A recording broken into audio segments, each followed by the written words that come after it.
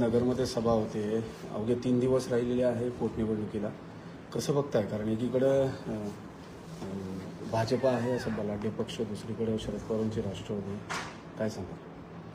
आपण जर या रावरी मतदारसंघाची जर निवडणूक बघितली तर ही निवडणूक थेट वंचित बहुजन आघाडी वर्सेस भाजप अशीच निवडणूक होती. कारण इथे लोकांचा कल हा मतदानाचा आज भाजपला रोखण्यासाठी खूप मोठ्या प्रमाणामध्ये वंचित बहुजन आघाडीच्या बाजूने आपल्याला झुकताना दिसतो. आणि एक अशी पण परिस्थिती समोर येताना दिसतेय की रावरीमधल्याच लोकांचा आणि नगरमधल्याच लोकांचा खूप मोठा विश्वास हा राष्ट्रवादीच्या उमेदवारावरनं हटलेला आहे. राष्ट्रवादीचा उमेदवार हा डमी आहे. भाजपशी सेटिंग करून उभं झालंय. आतमधनं त्यांचे साखर कारखाने वाचवण्यासाठी भाजपमध्ये जातील आणि त्याच्याहून महत्वाचं पुढील काळामध्ये आता भाजपकडनं पराभव झाला तर पुढे जाऊन त्यांना MLC सुद्धा मिळू शकते, अशी चर्चा खूप मोठ्या प्रमाणात रावरीमध्ये सुरू असल्यामुळे NCPच्या उमेदवाराची विश्वासार्हता संपलेली आहे आणि म्हणून रावरीच्या लोकांची पसंती ही भाजपला रोखण्यासाठी वंचित बहुजन आघाडी आज आपल्याला होताना दिसते.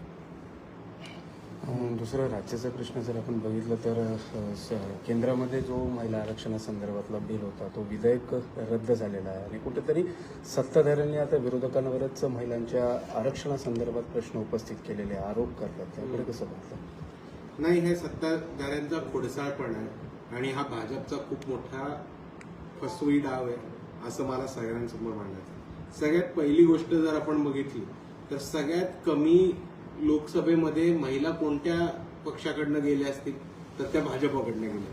तुमची मेजॉरिटी आहे, सगळ्यात जास्त संख्याबळ तुमचं आहे, तरी सगळ्यात जास्त संख्याबळ असूनही सगळ्यात कमी महिला तुमच्याकडनं निवडून जातात. ह्याच्यावरती भाजपने पहिले लक्ष द्यायला पाहिजे.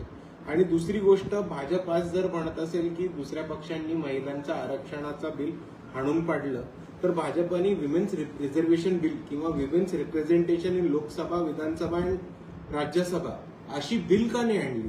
तुम्ही ते डिलिमिटेशनच्या मागे लपून काढलं. म्हणजे जर महिलांना प्रतिनिधित्व द्यायचं तर महिलांना प्रतिनिधित्व देण्यासाठी एक बिल आणायचं होतं. त्यांना नॉर्थ वर्सेस साऊथ किंवा उत्तर वर्सेस दक्षिण या वादामध्ये अडकून महिलांचा प्रश्न का अडकून ठेवला? यांनी भाजपनी सरळ सरळ सांगावं. जर भाजप आज हा आरोप करत असेल की इतर पक्षांनी त्यांचं बिल येण्यापासून थांबवलं तर डिलिमिटेशन आड न आणता फक्त महिलांच्या रिझर्वेशनसाठीचं एक बिल हे भाजपनी समोर का नाही आणलं? हे भाजपच्या प्रवक्त्यांनी आणि भाजपच्या नेत्यांनी आज स्पष्ट करावं. या संदर्भात उद्या महायुतीचा मुंबईमध्ये मोठा मोर्चा देखील काढण्यात येणार आहे. आता थोड्या वेळातच मुख्यमंत्री पत्रकार परिषद देखील घेणार आहे आणि या विरोधात आता सत्ताधारीच मोर्चा काढतात. माझं म्हणणं एवढंच आहे की सत्ताधाऱ्यांना आजच्या मुख्यमंत्र्यांच्या प्रेस कॉन्फरन्समध्ये सुद्धा मीडियानी हिंमत करावी आणि उद्या मोर्चामध्ये जाऊन सुद्धा ही हिंमत करावी विचारायचं की तुम्ही महिलांचं रिझर्वेशन हे डिलिमिटेशनच्या मागे का लपवलं होतं? 2 वेगवेगळी बिल का नाही मांडली होती? किंवा पहिलं महिलांचं बिल का नाही मांडलं आणि मग डिलिमिटेशन आणायचं होतं? जर तुम्हाला खरंच महिलांना प्रतिनिधित्व द्यायचं होतं तर त्या पद्धतीचं बिल आणलं असतं तर लोकांनी साथ दिली असती. तुम्ही ते बिल खोडसाळपणा करून आणलं म्हणून लोकांनी ते हाणून पाडलं. सोपा मुद्दा आहे. मोर्चाकडे कसं बघतो? मोर्चाकडे मी काय, एक फसवा डाव फसला आता दुसरा फसवा डाव उभा करायचा प्रयत्न अजून कशा पद्धतीने मी नाही बघत. विधान परिषदेच्या देखील निवडणुकीच्या तारखा जाहीर झालेल्या आहे. कुठेतरी आता जे भाजपमध्ये प्रवेश झालेला आहे त्यांना देखील संधी देण्याची चर्चा होत आहे. कसं त्याकडे काय? क्रॉस वोटिंग खूप मोठ्या पद्धतीने होणार आहे आणि मी नुसतं एवढंच म्हणतो की मागच्या पद्धतीत जसं झालं तसं महाविकास आघाडीच्याच लोकांनी भाजपच्या लोकांना निवडून देऊ नये एवढीच मी आशा करतो. राज्यामध्ये सध्या हिंदू महाराजांचं प्रमाण जास्त वाढलेलं आहे. खराबचं प्रकरण म्हणजे अनेक राजकीय नेत्यांची नावं देखील पुढे येत आहेत, पण त्यांची कुठे चौकशी होताना दिसत नाही. कसं पाहता येतं? सत्ताधाऱ्यांना वाचवण्याचा सरळ सरळ प्रकार आहे.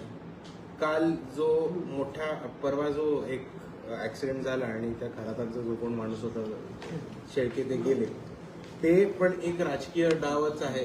कारण त्यांचा जो राईट हँड मॅन आहे तो इन्व्हेस्टिगेशनच्या वेळेस त्यांचा मृत्यू होतो, आपत्कालीन मृत्यू होतो आणि त्याच्यावरती जास्त इन्व्हेस्टिगेशन नाही होत.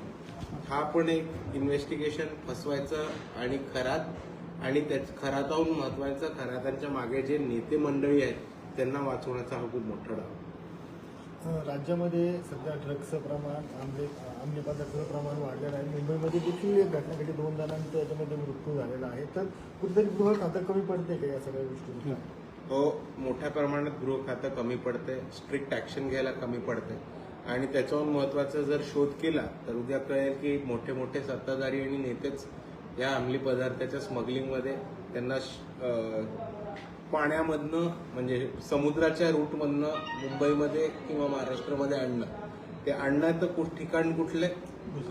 अडाणी पोर्ट. अडाणी पोर्टशी संबंध कोणाचे? भाजपचे. त्याचे पुढे जाऊन त्याच्यामध्येच नेते इन्व्हॉल्ड आहेत आणि त्यांचेच लोक ह्याच्या रॅकेटमध्ये, स्मगलिंगमध्ये आणि विक्रीमध्ये मोठ्या प्रमाणात इन्व्हॉल्व्ह असल्यामुळे ह्याच्यावरती कुठेही महाराष्ट्रावर इन्व्हेस्टिगेशन नाही होते आपल्याला समजलं. धर्मांतरांचे प्रकरण देखील समोर आलेलं आहे. नाशिकचं TCS कंपनीचं प्रकरण बघितलं किंवा अमरावतीचं प्रकरण बघितलं. धर्मांतरासंदर्भात आता पुन्हा एकदा भाजप आणि भाजपच्या प्रणित जे काही संघटना आहेत ते रस्त्यावर उतरत आहेत, आंदोलनं करत आहेत, त्याकडे कसं पाहतं? पहिले एक बिल आणण्याचा प्रयत्न केला भाजपने, त्या बिलला प्रतिसाद नाही मिळाला, त्याला सपोर्ट नाही मिळाला.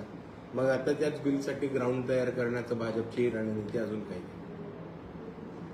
आता ही जी निवडणूक चालू आहे ही विकासापेक्षा धर्मावरच जास्त चालू आहे, याबद्दल आपलं काय मत आहे? मीडियानी, नेत्यांनी, राजकारण्यांनी जर निवडणूक धर्मावरती नेली तर ती मतदारांची जबाबदारी राहते की विकासाच्या मुद्द्यावरती मतदान करणं. आणि मी मतदारांना विनंती करतो, आवाहन करतो की ही निवडणूक आपण बघितलं असेल तर गेले 3-4 वर्ष नगरमध्ये खूप मोठ्या प्रमाणात धार्मिक वातावरण पेटवलं जात आहे, दंगली पेटवण्याचं, चिघळण्याचं एक वातावरण उभं केलं जात आहे.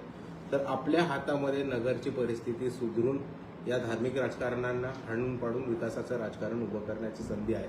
आणि मी मतदार बंधूंना एवढीच विनंती करतो की नगरमधलं धर्माचं राजकारण थांबवून एकदा परत विकासाचं राजकारण उभं करण्यासाठी वंचित बहुजन आघाडीला एक संधी द्यावी.